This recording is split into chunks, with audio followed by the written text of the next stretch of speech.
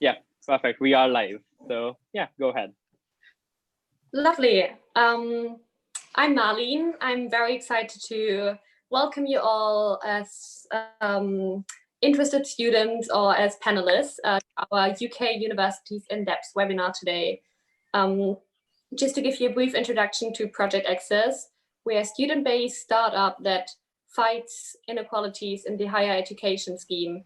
And we all want you to feel a bit more secure about your future decisions and your future academic paths. That is why we established the Access Academy and these webinars for you to get certainty about what you want to study and where you want to study it. So this webinar will focus on studying in the UK, and we have 3 amazing panelists that all have loads of experiences in studying in the UK and applying to the UK. So yeah, I hope you enjoy listening to their personal insights. At the very end, we will have a Q&A where you can simply put your questions on Zoom in the Q&A chat, and we will get back to them in the very end. Otherwise, if you feel confident about turning on your microphone, you can just raise your hand with the Zoom function, and we will get back to you in the end. But now, I hope you enjoy listening to our amazing panelists from PA.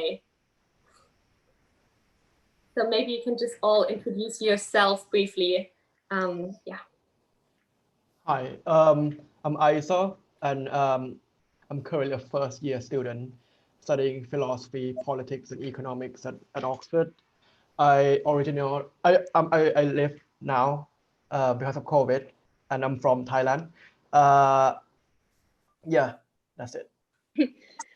Hi everyone, I'm Marie, and I'm currently finishing my 3rd year at King's. I'm studying politics, and as I'm sure you're gonna hear about really soon, I'm French. You can hear about.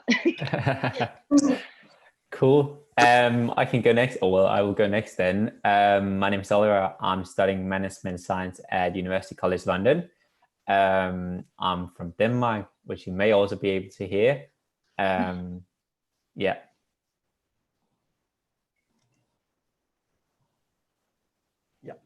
So like I'm gonna start with the basics of how to apply to the UK, because I think if you are joining this, you probably want to apply to the UK. So the most important site is basically UCAS, and it's nothing scary. Basically, you just put in what course you want to study, what university, up to 5, and then personal statement, references, and then you just submit it.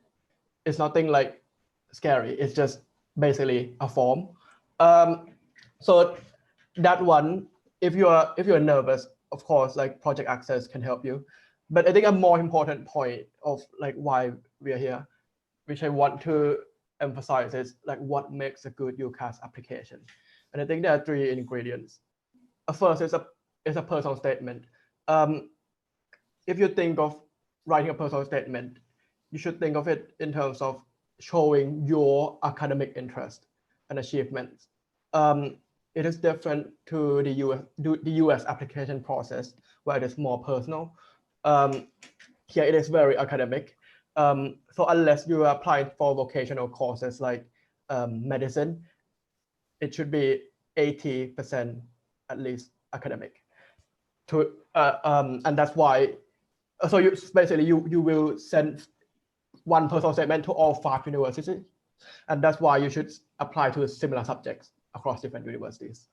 The second component is references, and there are 2 things you should put in a reference. Basically, first is extenuating circumstances, like I don't know, if you get sick and you get a C in your GCSE or something like that, and then yeah, your teacher can say, hey, this is why this grade is like this. The second is a show of your academic potential, and here the more quantified the better. So like hopefully your teacher will say, oh, this person got a 1st in his class for 3 years straight or something like that. So like not just some vague, this person is very good, but make it quantified, and that will make you like very good. What I would say is that you should talk to your reference writer, and of course not everyone will allow this, but tell them like if you want to talk to them, and if they don't know, that's fine. But if they do, then that's very good. Have a chat with them of what you want them to include. Be aware of the earlier deadline, 15th October for Oxbridge, medics, dentists, and vets.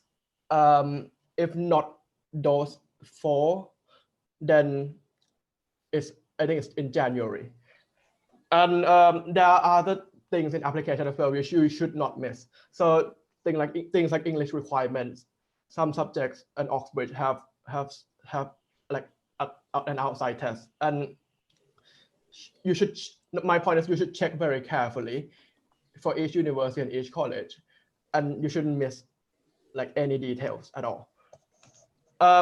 So that's for UCAS, but on a wider, like kind of longer time scale, there are like also 3 pillars of success here of how to prepare yourself for a UK application. So of course, attention to detail, don't miss anything. Like if you are required to submit your essays for your Cambridge College or something like that, then don't miss it.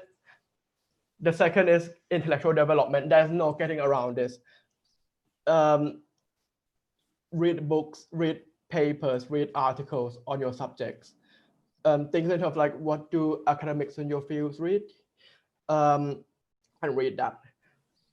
Also do competitions if you can, essay competitions or like maths competition or something like that. Anything that shows your academic potential.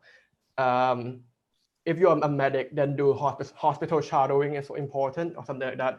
And the third one is a thorough research. So think deeply about what you want to achieve in your application. Only apply to universities that you want to go, because if you miss your grade, if you don't get all offers, there's always clearing. So I would, in general, encourage you to be quite ambitious. And yeah, I'm gonna pass it. Oh no, it's actually still me. Yeah, yeah. So tuition, it depends. Like vocational courses like engineering or medics, like tend to be quite more expensive because you need stuff. But for like if you like read history or something like that, then it might be a bit cheaper. Accommodation and living costs depends heavily on where you are. If you're in London, then it's more on the expensive side. If you're in like Durham or Warwick or something like that will be cheaper. But I think like a more important and more relevant point is if your household like kind of qualifies as low income, which you need to check, then funding support is a bit more difficult in the UK. So think in the US as well. Do a bit more research on scholarships. If you already have a degree, maybe look at, I don't know, Rhodes Scholar. I know it's quite ambitious, but try it. If you're from East Asia, Jardine Scholar. So just contact universities. If you are not sure, like that you can afford it or not, still apply, because some fundings only come if you have secured a place.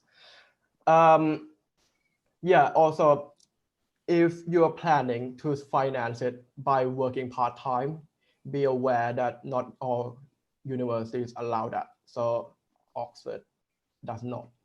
And yeah, so plan very carefully. I think this is where project access can come in very well. So you'll get a mentor that comes from your aspiration university, and yeah, you get more kind of details from them if you sign up.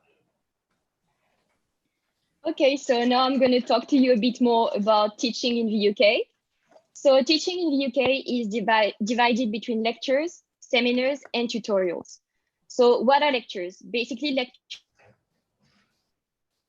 take place in halls or lecture theaters, and you are with a lot of students. In a lecture, your goal as a student is to focus on what the professor is telling you. In general, it's talking about like a broad topic or like something related to your course, hopefully. And in general, lectures take between 1 or 2 hours. They're not really interactive because, as I said, you're supposed to take notes and not to engage with a professor. However, at the opposite, seminars and tutorials are way more interactive. And in those type of classes, you're supposed to create like discussions and have debates with your classmates, but also with your professors. According to the subject you're studying, you might also have other ways of teaching, for example, labs or practicals. Like it's especially if you're studying something related to science, for example, physics or math, because you will need practical knowledge, basically. Something also depends on the subject you're studying is the number of contact hours you will have each week. So basically, what are contact hours? Is the time you're going to spend at uni in a class. In general, for art and humanities students, we have between 8 and 12 hours of contact time a week. I know that this can seem like really few hours, because I was surprised myself when I discovered that arriving in the UK, because in France, it's totally different. But when you have between 8 and 12 hours of contact hours a week, that doesn't mean you're only going to spend this time at university. Because in UK universities, you need to give a lot of independent and personal work. So that means you will also need to go to the library or to find study spaces to like write essays or do your readings, or even go to office hours, like basically go to see your professors and ask them questions about something you didn't understand or ask them for guidance. However, it's also important to note that, again, for science, for example, they have way more hours a week because they need, as I said, practical knowledge. So I think that for science students in general, they have around 20 hours a week. So that's double amount. In UK universities, in general, all students are allocated a personal tutor whose role is to offer support and guidance if you have any problem. That's really helpful because if you have any issue related to your mental health or your personal issues, or that you're struggling to work, that's the person you need to refer to. And that person is always going to be there to answer your email or to see you if you feel like you're a bit lost, basically. Something important to say too is that when you're doing a bachelor in UK universities, you will in general have to choose between different modules. So you know specific aspects that you would like to focus on. But again, that depends on your university, because for example, at King's, I was studying politics, and in my first year, I wasn't able to choose any modules. That's only in second year that I was able to specialize and choose what I would be more interested in. For example, for myself, political theory.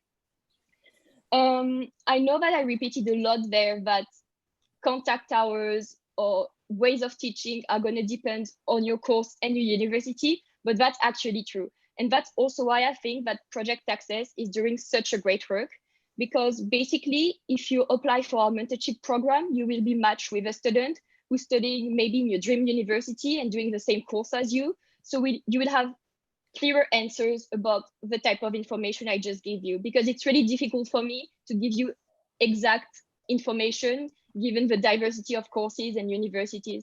So I think that's why if you're interested in applying in a UK university, you should definitely apply for Project Access mentorship scheme.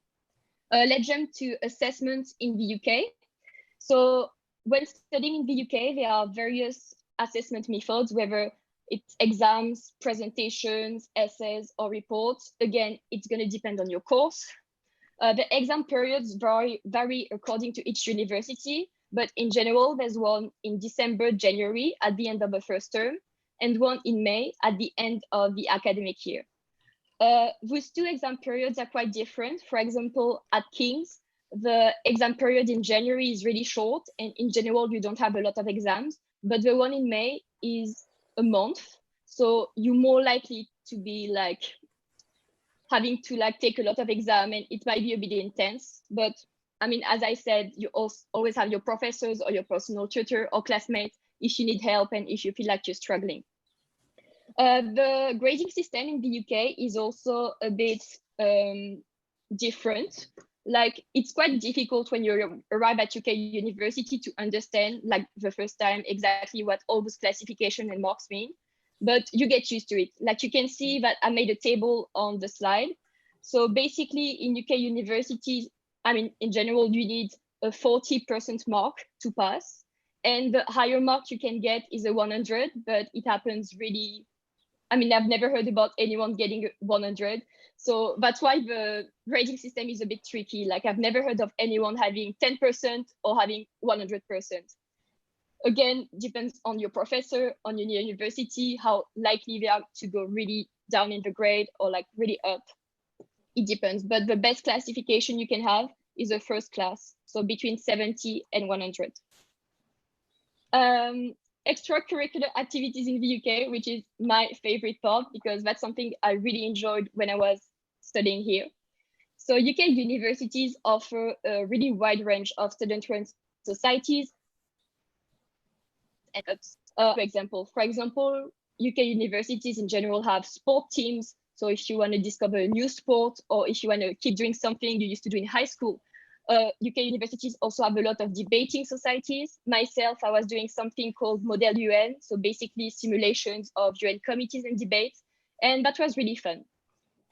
At the beginning of the year, in general, you'll have something called the Freshers' Fair to discover all the societies. So basically, you will go to like a big hall and you will meet all the students in charge of societies, and you can ask them questions about events that might be organized for freshers to feel more included in the uni life and stuff.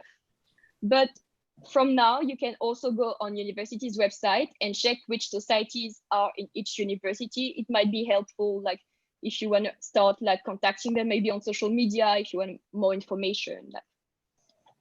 I really think that joining a club or a society is the best way to make new friends and to feel involved on campus. From my own experience, when I was in first year, I was living at home with my family. So I was a bit scared that I would feel isolated. And that's why I decided to join societies, to meet new friends and to be sure that I could feel part of something.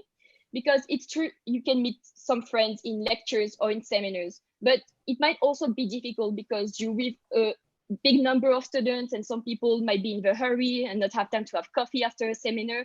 And so sometimes you might feel a bit isolated. So that's why I think it's really important like to join a society. Like you literally have societies for anything. At King's, you have a society for Harry Potter fans or Doctor Who fans. Like, you know, if you love something, you're pretty sure that you're gonna find a society related to that at university. That's crazy. To finish, there are also many volunteering opportunities both inside and outside university. For example, we are all volunteering for Project Access to increase access to higher education. So you can become one of our mentors once you get into your dream university to help someone else to get into the university. But you also have like various other opportunities. For example, I volunteered with Chatham House, like a policy institute based in London, and I was helping organizing events. And you know, it's good for the CV, but it's also nice to meet some people and to have like some work experience. And yeah, I think I'm done. Perfect. That's a good transition to my area. So with this webinar's focus being on UK universities in depth, I thought, so I was basically supposed to speak about the post-university aspect of choosing to study in the UK. And rather than speaking about the benefits of studying in the UK, I thought I would take a bit of a step back and say what would be important, or what kind of parts of that is important, because the benefit of studying in the UK is very, very different based on where you're from and what your plans are. And in my perspective, I think there are three kind of pillars of the career or post-university aspect of choosing to study in the UK. One is the career opportunities, and like in a bit more general, what industries and stuff like that. In the UK, it is, particularly in London, there's so many opportunities within various fields like finance, law, and consulting, but also other more not kind of core business fields such as public services or nonprofits. And there's really a lot of different opportunities, and many of them are also kind of the case regardless of where you're studying, but I'll dig more into that later. Similarly, the second kind of pillar is the opportunity to explore career opportunities or career directions in the UK while you're studying. I'll also again jump into this a bit later, but there's usually this kind of recruitment journey going from a spring week in the first year of your university, a internship in the summer after you post your second year of university, and then a graduate scheme after you finish your degree. And the final pillar is this kind of your plans, whether you go to the UK or whether you go back home or a third country, and that the benefit is really depending on that as well. However, in general, having a degree or studying at one of our target universities generally provides a kind of global edge or benefit. So digging into the first one, again, there is a multitude of career paths in the UK, particularly in London. There's so many opportunities. I'm fortunate enough to study in London myself. But throughout the whole of the UK, there's so many opportunities to go into whatever career industry or industry you like to go into. And I think in terms of comparing studying at your home country based on the UK, I think you'll probably never find a case where there are less opportunities than in your home country, probably. Only in a very few cases, I guess. So that, and that's really to say that there are so many cool organizations that you can become part of, where you can continue the path of, you know, challenging yourself and being in this international environment it is to study at one of our target universities. And I just kind of included a quick overview of some of the organizations I know people working at or have kind of been kind of involved in through internships or spring weeks. And you can literally see how big of a range it is, ranging from the very top top companies in various industries to other like Harvard, as for instance, or Oxford, or also startups and NHS and stuff like that. And so it is really a very, very broad range of opportunities. And then now I mention all of these amazing organizations that a lot of people aspire to work at or be part of. One important point I would like to emphasize, though, is that attending one of our target universities is no guarantee at all. You'll find that these organizations and many others as well, there's such a big number of applicants compared to the intakes they do. And I've brought 3 examples here. From my class, we only 3 who got a spring week. I'll get to that in the next line, what that is, out of 75 students. And likewise, I was fortunate enough to be part of the JP Morgan spring week. There was 9,044 applicants, and there was only 203 selected for it. And finally, I was actually also fortunate enough to be selected for Google, and there's 1,000 applicants and only 50 selected for it. So it really shows that even though there are all of these exploration opportunities out there, it's also highly selective. And again, it's no guarantee at all. And I can actually say that both in the JP Morgan and I know as well in the Google, that there are a lot of students who are not even studying in the UK, participating in this. So for instance, from Sweden, from France as well. So again, it's really not a guarantee at all. However, it provides some kind of an edge. And usually it also stands out that you've kind of gone the unusual way compared to studying in your home country. So it is an enabler for many things. Digging into these kind of opportunities to explore your own career path, I would say if you want to go into a company as such, there are 3 big things, excluding the graduate scheme, which is obviously after you graduate. The first one is the spring weeks. Again, that is a first year thing. Usually it's done between the second semester and the exam period that Marie mentioned. and it's usually just a week where you get to explore a company, what they do, different divisions and stuff like that.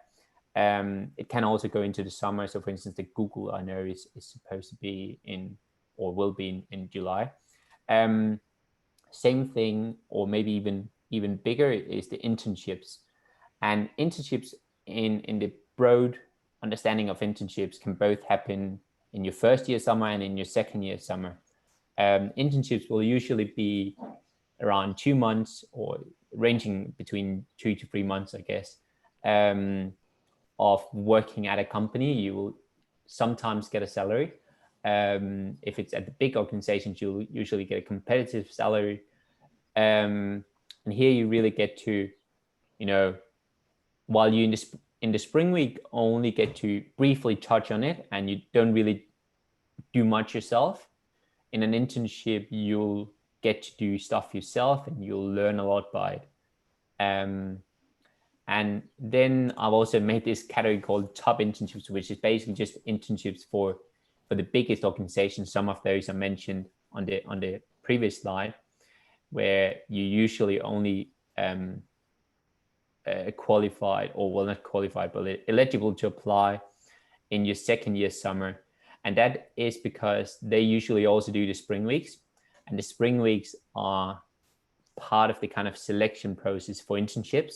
So you can convert a spring week into an internship, and then again you can convert an internship into a full-time offer, so that you can go to that company and work after university. And the reason I have these with me is that this is kind of the recruitment journey that you go through in the UK, at least if you want to stay in the UK and work in the UK. Then if you want to do a more kind of academic career path, you will have the opportunity to be a research assistant, or a research assistant, and you can basically do that basically throughout your whole degree. I think it's very rare that you probably do it in year one, but it is possible, I guess. So these 4 things are in general quite competitive. So I've also included some other ways some very UK characteristic ways to engage with employers and learn more about what different companies do and organizations do. And I think, as Marie touched upon, there are tons of societies, and there's also career societies.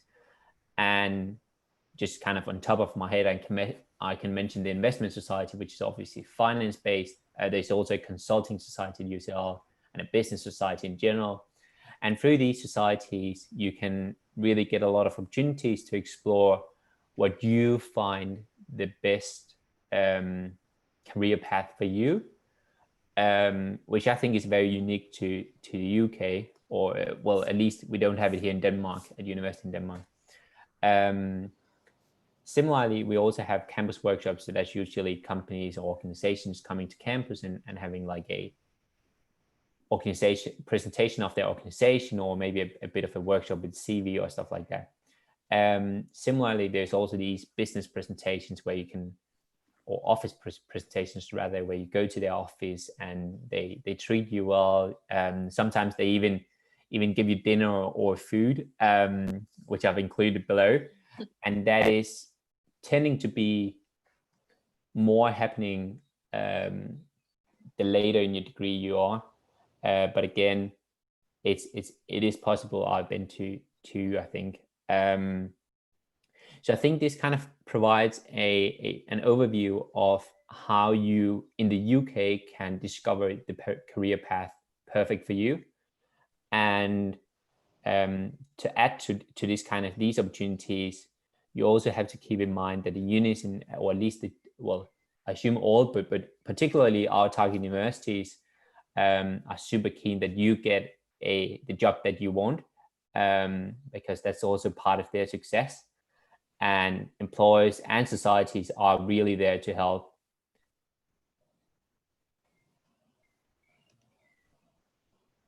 Perfect. Finally, touching a bit on this kind of the benefit or geographically benefit by studying in the UK rather than in your home country. One thing to keep in mind here is that a target university or studying in one of our target universities is providing you with a quite cool profile or good profile. But you also have to keep in mind that if you want to pursue further studies in your home country or maybe some kind of professions, maybe a UK university will not, or a UK degree will not allow you to do that. For instance, I can mention that, well, this is again Denmark specific because I know that case, but I assume it's the same for different countries as well. You will have a hard time getting into a law company in Denmark if you have a law degree outside of Denmark, because that's kind of restricted somehow. Similarly, you can come into problem if you want to study a master or a PhD in Denmark if you did your bachelor in the UK. So these are things to also be a bit careful about. It's usually possible no matter what you do, but it's things you have to take into account. So then focusing on the UK specifically, if you want to have a job in the UK afterwards, attending any of our target universities will provide you with an excellent profile. There is this kind of ongoing myth, I would say, that it's kind of Oxbridge is make it or break it. That some companies only recruit from Oxbridge. My experience is that obviously they like Oxbridge students, but they definitely also like students from all other of our target universities. And it's very, very few companies that only recruit Oxbridge students. They also want some diversification. Going to using a UK degree outside the UK, companies abroad can have a difficult time interpreting your achievements.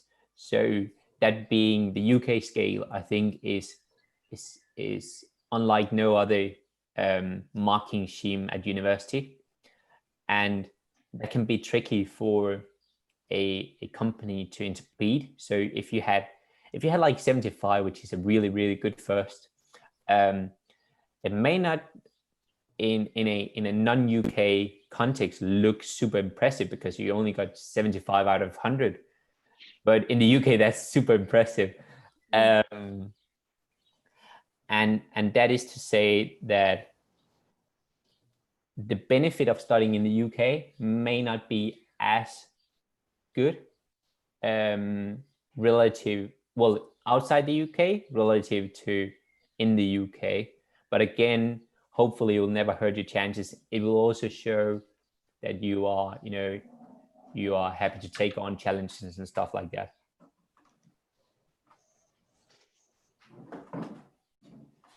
Perfect. Thank you everyone for your introduction and presentation on UK universities. I will be able to share the slides with everyone who's interested afterwards. And of course, you can have a look at this webinar on YouTube later on again. But for now, I think we can go over to the Q&A. And if you have any questions in your mind, just be frank and put them into the Q&A chat, or otherwise you can raise your hand and we can unmute you and you can ask us directly. But we already do have one question in the Q&A chat. I will just read it out loudly. It is asked, which scores do we have to submit from high school? So sure. Maybe I can go first, and then the rest can chip in if they want to add something. It first of all quite depends on whether you're still studying or whether you have finished your high school. Personally, I had finished my high school, so that meant my referee just had to attach or include my realized marks, and to add to that, they just you know, they don't convert them or anything. They just put the raw marks in there.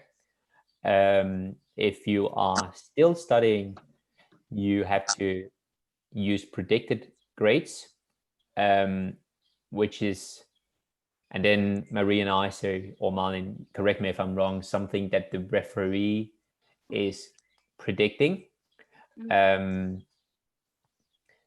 And again, I think that's where ISO's point come in very handy. Again, speak with them, and maybe you can even speak through the predicted grades with them, because you will just have one referee, and that referee will probably only know you well in a few subjects, whereas for instance, I studied 15 different subjects in high school. That's how the Danish high school is, and that referee definitely didn't knew.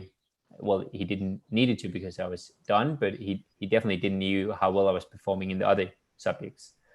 So I think that's where conversation comes in very handy. I don't know whether you have stuff to add. Yeah, like, okay, I don't know where you come from, but okay, I think what you should do also is to check with individual universities, because like personally, I did a GCSE A level, so I just submitted GCSEs and predicted A levels, but like not all countries' qualifications are valid. Like, for example, local Thai qualifications are not valid. They don't accept that, and you have to like study A levels in the UK or not as well. So I mean, like, if you come from a country in which your qualifications are not, like, I don't know, it's like dodgy, then maybe like something like standardized tests like SAT, ACT, you can also submit that as well. Yeah. If you're Also- also applying, yeah. Also, to add to that, you can also look into the opportunity. If that is the case, you can also look into the opportunity of a foundation year, where you can apply. Yeah. I think, again, don't hold me up on it, but I think you can apply coming from a high school which is not valid, and then you do like a prep year basically. Yeah. At King's, it's called foundation year or something like that. So during a year, you're just studying and like kind of getting the right level that you're supposed to have at the end of high school in the UK. Exactly. But always, if you're wondering if your degree will make you eligible, for a UK university, you can always check it online on the university's website, or kind of contact us from Project Access to get help on that application as well. So the next question is, I think there's a typo in this question. I don't know if you're referring to US and UK. Do students from low income backgrounds get any specific scholarships or financial aid like in the US? Oh, okay, yeah. So maybe you can elaborate a bit on scholarships and financial aid in the UK? Yeah, I mean, okay. For scholarships and financial aids, there are three sources. So first is your country's like government, or I don't know, something like that. Second is like the university, and third is the third parties. For your country's government, then I mean, just check it. But for universities, it differs from the US, because I think in the UK it tends to be like you have to be quite like, it's quite merit based, and not everyone gets it. So yeah, so you have to, it depends on you. Like, if you're very good, if you're like of exceptional qualities, then check it. But if not, then look at your country's government scholarship or third parties. Yeah. I think also to add to that, given they refer to the US as well, the universities don't have the same financial aid schemes compared to the US at all. It's a massive thing in the US, but it's really not a big thing in the UK. So yeah, again, I think ICE's tip is really good.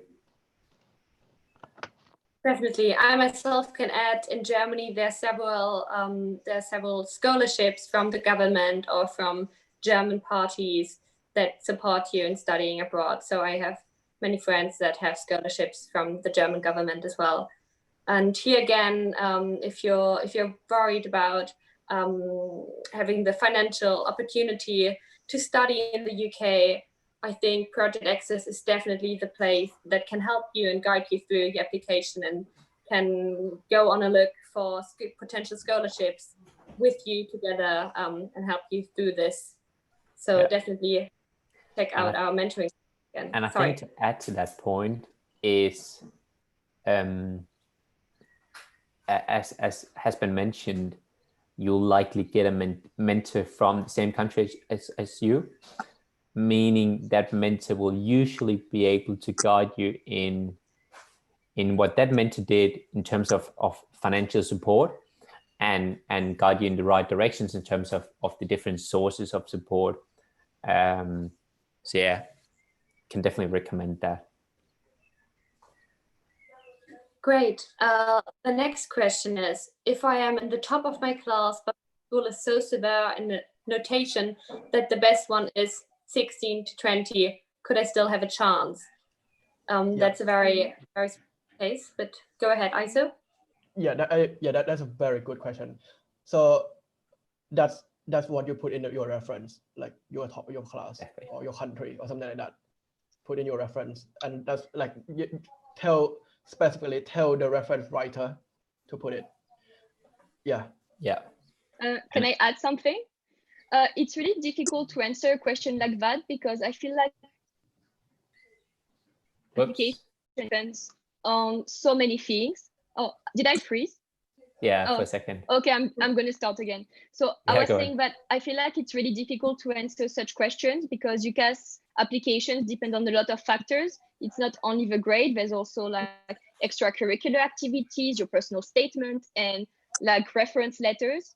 But I mean, if you say that 16 out of 20 is like the best score and that your high school is like really strict, I mean, I guess that the people that are going to write your reference letters are going to be aware of that and that they're going to emphasize on that because that's also their role as writing references.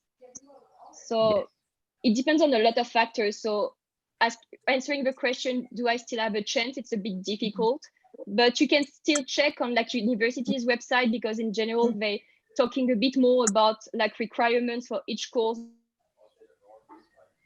Because as it's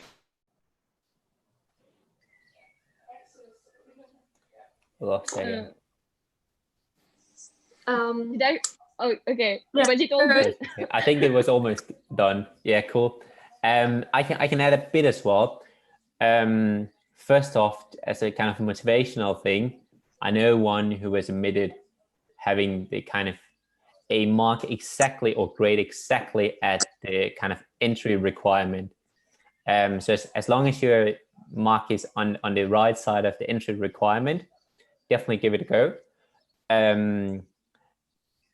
If it's below, you'll probably have to contact the admission office at the universities you want to apply to, because they will usually screen your application and they will say, okay, that was below the entry requirement. No need to look further into that before they read the full reference. I would assume that at least. Whereas if it is at the exact same or above, they will take it into account. They will read through the reference, and then the reference will be a place where it comes in very handy. And the reference is one of the most important parts of the application.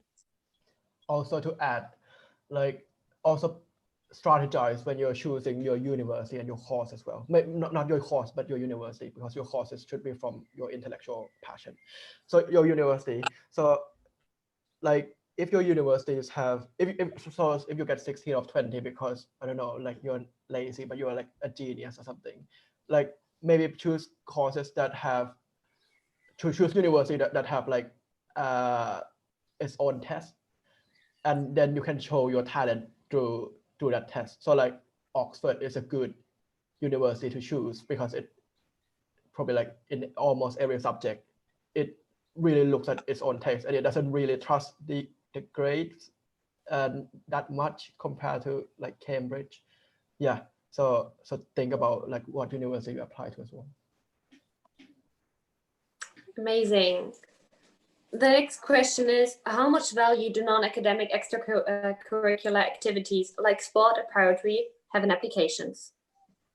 Yeah. So maybe you can elaborate on this again? Say again? Okay. Can you repeat that? Yeah, sorry, I was saying, Marie, maybe you can elaborate a bit more on this again. Yeah, so I think, and I was always told that UK university value a lot extracurricular activities, but then again, it's going to depend what you do of them, because basically if you just add them as, you know, kind of a list in your personal statement, it's not going to be worth it, because you need to show how these extracurricular activities relate to your want to study or your career. So it really depends what you're doing with your extracurricular activities and how you highlight them, basically. But I think that in general, UK university value that a lot. Yeah, and like a way to spin it, like if you're like very good at your sports, is basically to say that, hey, I manage my time really well. I do like my sports and I study and get like top grades or something. So yeah, like about time management is a good aspect to highlight. I think 100% agree with that. My experience is that you should maximum spend like a quarter or 25% of your personal statement speaking about extracurricular activities that are not related to or within the academic area that you are applying to. And because you have to spend a lot of space in your personal statement showing how passionate you are about the academic area that you're applying to, without saying just I'm passionate about management, which is the really tricky part of personal statement. And that's where, for instance, as Isa mentioned, reading books, I think it was Isa, reading books and stuff like that comes in handy. So that's also, I would assume that's also counting as an extracurricular activity. But if it's related to academics, the academic area, it's perfectly fine. And it's not even just fine, it's super good actually. Whereas if it's sport like that and not super relatable things, it's also super good as long as you don't write a full personal statement about it. Awesome. So next is, I would like to apply, but my grades are not perfect. Do I still have possibilities? So maybe you can talk a bit about possibilities such as the foundation year a bit more. I think we've touched on this partly at least. Again, I know this case with one who had the exact same grade as the entry requirement. So as long as you meet the entry requirement, you do have a possibility or chance. Obviously, the better your grade, the better your chance. But yeah, it's really a tricky one. And there's also this, I think the foundation years, I don't know, I haven't done it myself, but more is targeted towards those from high schools, which are not valid, but I may be wrong. Yeah, I think that's my take on it, to be honest. I think like it depends on what you mean by your grades are perfect, because like in the UK you submit your grades, of course, your past grade, but you also submit your predicted grades. So if you're still in school, like find a way to get a grade, predicted grade, like I don't know, do your mock exams well, or if you're still in school, like, and you think you're gonna like work really hard and then take a gap year and then submit your like real grade next year or something. But like it depends on your course and your university as well, because like you will be surprised like what universities are in clearing. If you're like, because sometimes like university put like a really high grade like in their entry requirement and they just relax it once the time comes, because of demographics and like the supply and demand. And so like, yeah, don't be discouraged, and like be a bit ambitious, I think. Great, thank you. So the next one is a very tricky question about Brexit, because for all of us, obviously Brexit is still a rather uncertain progress. The question, however, is Brexit going to affect tuition costs for EU students? That is a Does super tricky anyone- question. Yeah. It's something we as an organization are looking into. Obviously, we can't know more than the government knows, or at least have announced. And as far as I know, there hasn't been announced anything yet. So it's up in the air, and it's something what I can recommend is that you follow us on any social media platform that you're on. And I'm pretty sure as soon as we know more, we will also post about that. Or just email universities, basically. They probably know a bit. Yeah. Absolutely. Also, again, if you're, I mean, these webinars are to help you to find out a bit more about where your interests lie and what you want to study, where you want to study. But if you're certain about this already and you want to focus on your application, please have a look again at our website and consider if you want to be a mentee from our Project Access mentoring scheme. And you can one-to-one discuss this with students at our top universities already, and they will help you with all of these questions as well. Next is the question, how early should students start looking for scholarships? I don't know if any one of you has a scholarship themselves. Yeah, maybe you can have a go at this. I can go first then. I haven't applied for any scholarships in the UK from the University of Nordic government. There's a special type of government scholarship or support in Denmark, which I won't go into because that's not relevant, I guess. But I've also been lucky enough to get a few scholarships from private foundations or self-owned foundations. And I think the earlier, the better. But again, I think this is very specific to what country you're applying for scholarships in. Again, I was applying in Denmark. I started like 6-8 months before I enrolled or started university. And that was probably starting a bit too late actually to be able to apply to all the scholarships out there. But at the same time, I can still apply to them today while I'm doing my degree. Obviously, I'm not sure I'll get anything. But the earlier the better, and it's really a matter of when you have the time for it, I guess. Yeah, and like don't forget that a lot of scholarships are after you have secured the place. Yeah. So yeah, don't think you have missed the bus or something. So yeah, just go for it. Definitely. Also, again, I can share a story from Germany, where there's if any of our interested students are from Germany, the government is inviting from every school about 3 to 4 students with the best grades to an interview. And there again, it starts in the middle of your studies. So do not stress about not having a confirmed scholarship when you start to study, because there are many opportunities later on to apply again and maybe get funding in your second or third year or for your master's programs. Yeah. Perfect. And also, yeah.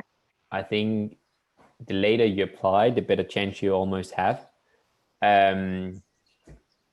It's also a bit tricky to send an application. You're not even started at university.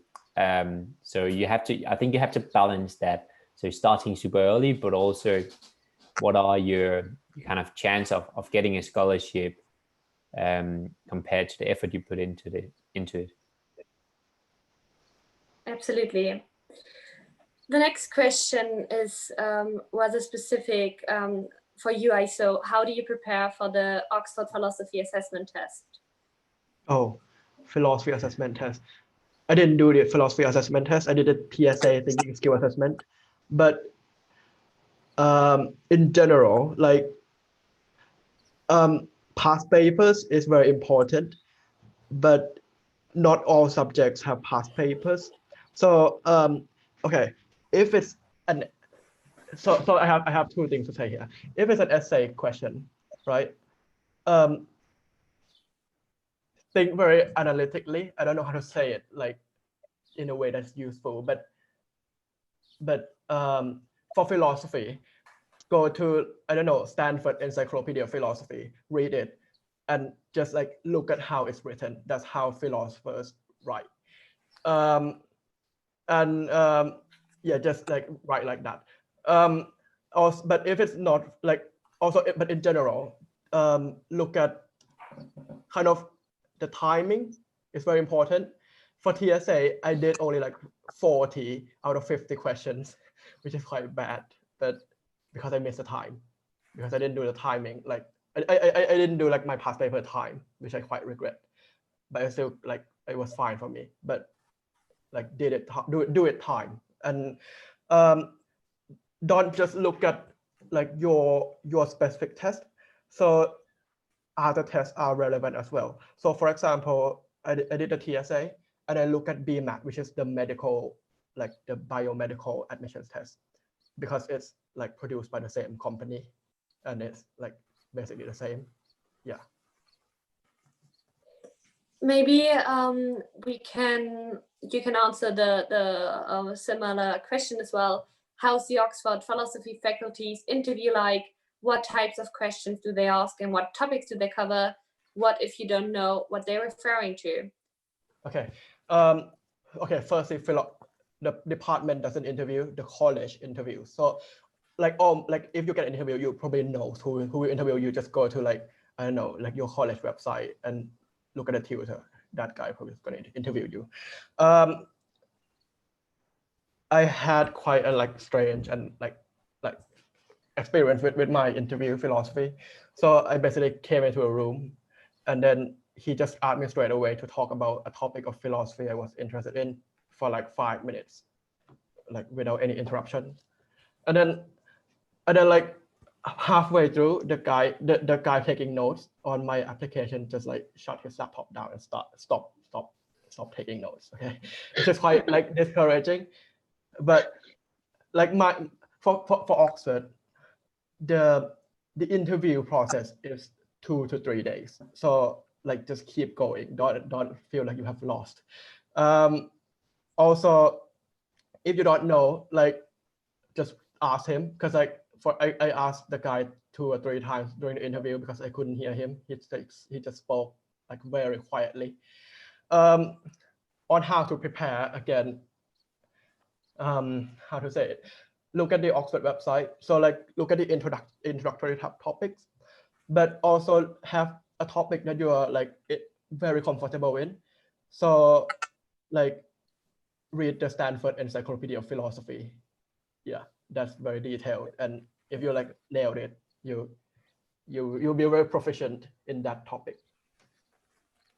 And once again, if you're interested in applying to Oxford, a personal mentor from PA can prepare with you the interview and let you know what articles to possibly read, what topics to cover before, to get you best prepared for the interview. So next would be, do non-EU students who get offers resort to only loans if they don't get any financial aid from unis? Yeah, I'm like, can you ask that again? Like I'm not EU, but I didn't understand the question. Yeah, I don't understand your question either. Sorry. Do non-EU students who get offers resort to only loans if they don't get any financial aid from unis? So I don't know if any of you made experience with having a loan in their studies. Not at all. Okay, so Depends on your universities. For like Oxford, there are stuff in the college you can apply to if you're like, I don't know, if you cannot afford either the living cost or the tuition.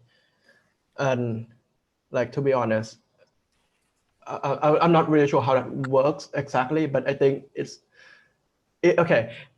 For Oxford, like if you're not sure about your finances, apply to richer colleges like St. John's or something like that, because they have more money to support you. That's all. Yeah. And also like people like, for example, LSE is very rich. And like some universities are richer than others and they have more support. Yeah. Good answer.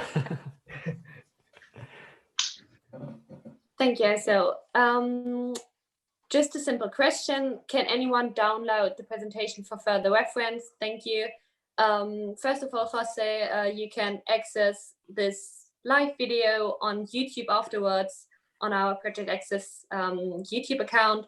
Also, you will receive an email afterwards where we can share the slides with you. So that should be answered as well. What do you mean it's 2 to 3 days, the interview at Oxford? Maybe ISO, you can just flag this again. Okay, yeah, so you stay at Oxford for 2 to 3 days. So, okay, this is different from Cambridge. Cambridge is like you go to Cambridge for 1 day and then that's it. But with Oxford, you have like 1 to 2 interviews a day. And then you sleep at the college and then you have another interview. And then you either go back or you like, if they ask you to stay there, you just stay there. And then you have an interview like at another college, maybe if they think you're like borderline. So yeah, I think that's, so like the process is such that it's designed not to like make it too intensive, but also like spend time as you wish, like socialize with other applicants. Don't get drunk during, because you don't know if you're gonna like get called to the next one or something. So yeah. Good advice. Good point. Yeah. Very good point. No, it's I don't know whether I can chip in a bit as well, just to kind of I also had interviews, and I had one Wednesday, then one a Thursday, and then I was repooled as Isis said, and then I had 2 interviews on the Friday. Everyone went home except for me and like 2-3 others from that college, and then we had 2 interviews at another college. Okay, thank you, Oliver. We had one question via email, which I will just read out. How does the pandemic affect your studies at your UK universities? Again, like the Brexit question, a very tricky one, but maybe you can just talk a little about what your universities informed you about regarding the coronavirus. For the future, like the next term, I think this is quite common across all universities in the UK. It's like lecture and anything like with a lot of people are cancelled. Like, correct me Well, not cancelled, but online. Yeah, online. Yeah, online. Yeah, I mean online. Yeah. But like smaller classes or tutorials are like not, at least for my university. Same. Yeah, I think it's basically the same. I'm not exactly sure. I think they're still thinking about having some in-person lecture, but everything is going to be available online anyway. They don't really have the choice at this point because some students might not be able to travel back. So everything will be available online, but at King's, maybe students will have lectures in person. Yes, exactly the same thing in Giselle. Are all of you returning to the UK for the next semester, or what are your plans? Yeah, I mean, like I plan to, but I don't know if I'll be quarantined for, I don't know, 14 days. So we have to plan for that. Yeah. You can go next, Marie. I mean, I'm not going to be at university yeah. anymore in September, but I'm still in the UK right now. So it's not really a problem for me because I'm just basically looking for jobs and internships. So everything related to university is not really a concern for me right now. No. I'm also planning to go back. I know some people who are hesitating, particularly because, as Marie mentioned, everything will be provided online as well, so you can do the whole thing completely remotely. But I'm personally a big fan of in-person teaching, so I'll definitely go and get as much in-person teaching as possible. How much that will be, we'll have to see. Well, thank you. Another question was, what is your favorite and least favorite aspect about studying in the UK? Maybe have a little think about that one. Yeah, I need like a few That seconds is so to think. tricky.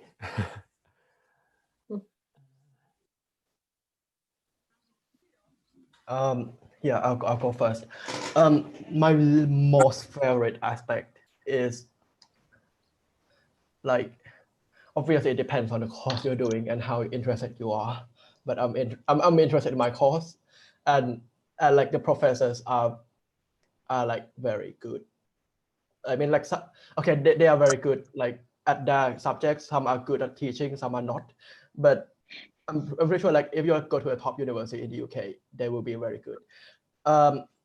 My least favorite aspect is probably, like, I don't know, like, as an international, like,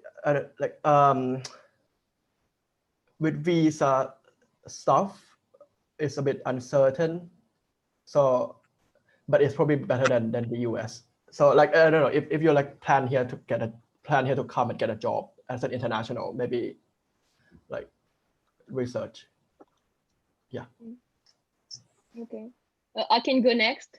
So Okay. I really enjoyed my time at university in the UK. So it's difficult to choose one favorite aspect, but something I really enjoyed is the kind of relationship you can have with professors, because you really feel like you can talk to them and you can feel close to them. And it's really different from friends, for example. The relationship is not the same. You're not going to use the same language to talk to them. And like, you're going to feel like they're going to make you feel like you're a student and they're a professor. But I didn't feel that in the UK. Like, I'm not going to say I'm friend with my professors, you know, but some of them are just having coffee with students and like discussing more about the class. And I think it's really amazing to be able to do that and to be considered as an adult and not only a student, you know. And one of my least favorite aspect would be, I don't know, it's a bit difficult, but maybe I would say that I would have enjoyed to have more hours a week of contact hours, for example, because it's true that I missed that a bit, just being in class, listening to the professor. But I mean, it wasn't the worst thing ever. Like, I was also at the library working and I found other way to be busy. So that's fine. It's tricky to be last here because I 100% agree with all of you, or both of you, particularly on the professor thing and being able to, you know, speak with them in person. I think it's a tricky one to choose, but what I like the most about it is probably that I feel like, and I assume you can I think that you can also do that at university. Well, I know that you can also do that at universities outside our target university in the UK, but I really feel like my peers are super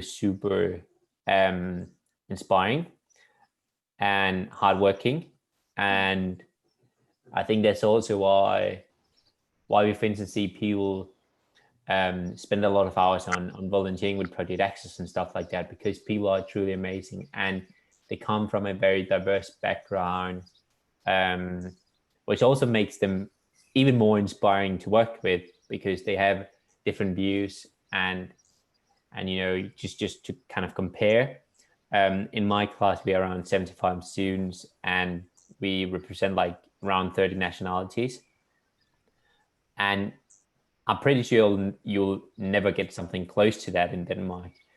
So that's probably my most, or my favorite part of it. My least favorite part of it is, well, it's not really relevant to many of you, but the financial part of it, it's free to study in Denmark at university, and it's obviously not, even though I get EU fee in the UK.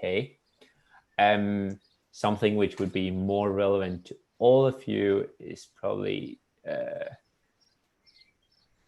I don't know, the fact that you have to, you know,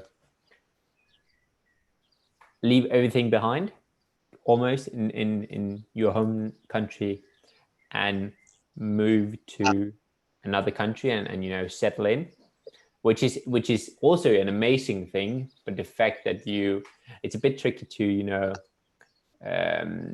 what's called, basically, you know, cultivate your life in your home country while you're in another country.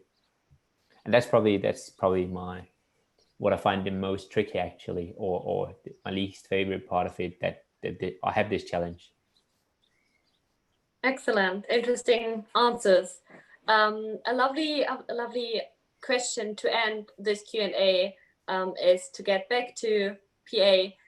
Which unis are Project Access's target unis? I don't know. Well, maybe that makes sense for me because I'm recruiting the mentors, or my teams are recruiting the mentors. So in the UK, our target universities are 4 London unis, which are Imperial, LSE, UCL, and King's.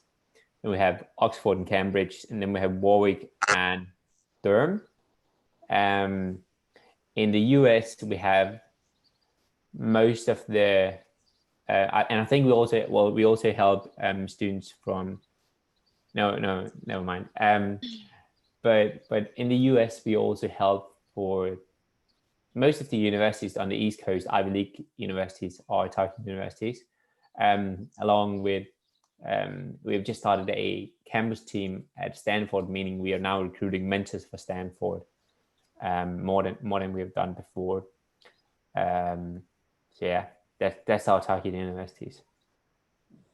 Amazing. So if one of the universities you're interested in the UK is part of the target unis from Project Access, definitely have a look at our mentoring scheme, our UK program, and sign up if you're eager on studying in the UK and you would appreciate some support in your application.